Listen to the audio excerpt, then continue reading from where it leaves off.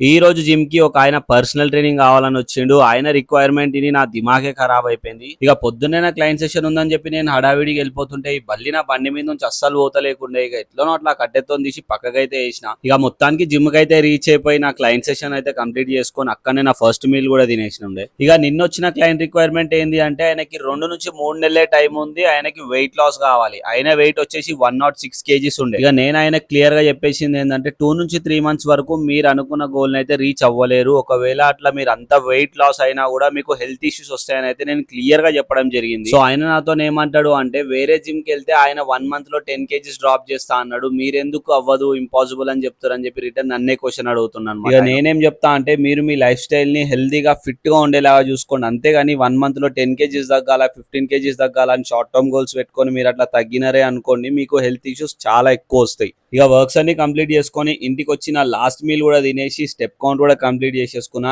ఈ రోజు వీడియో కిందే మళ్ళీ రేపు కలుద్దాం. ఫాలో కొట్టుడైతే మర్చిపోకు మామ.